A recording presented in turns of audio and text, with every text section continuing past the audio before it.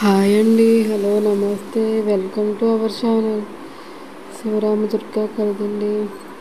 అయితే నేను ఈవినింగ్ అనమాట అండి. అయితే చాయ్ పెడుతున్నాను అనమాట. మీకు తెలుసు కదండి, కొంచెం తులసాకు అల్లం ముక్క చితగొట్టి వేస్తాను అనమాట. అందులో కొంచెం మరిగాక కట్టేస్తాను అనమాట. ఇకైతే మా హనీ నేను అయితే నెక్స్ట్ తర్వాత ఐస్ క్రీమ్ అయితే హీట్ చేస్తున్నాం అన్నమాట.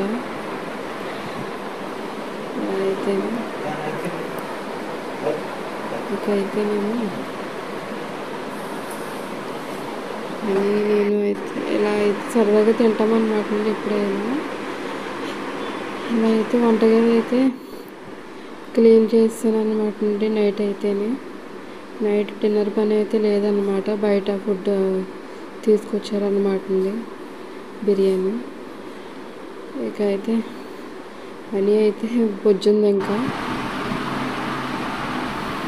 నెక్స్ట్ డే మార్నింగ్ అయితే ఇలాగైతే పూల మొక్కలు అయితే షూట్ చేశాను అనమాట అండి. డైలీ చూడంగానే ఏదో పాజిటివ్ వైబ్ వస్తుంది అన్నమాట. ఇలా అయితే షూట్ చేశాను అనమాట అండి. ఇక అయితే డైనింగ్ ఏరియా అయితే కొంచెం తులిపేస్తుంది అనమాట అండి వాళ్ళైతేనే. ఇలా అయితే నీట్గా పాత కర్టెన్లు అయితే తీసేసి వంటగది వైపు దేవుడి గదికి అయితే ఇంకో కర్టెన్లు వేసాను, కానీ ఇవి అయితే వాష్కి వేసాను అనమాట అండి. ఇలా అయితే బ్రష్ తోటి అయితే కిటికీలు అవి శుభ్రం చేసేస్తాను అనమాట.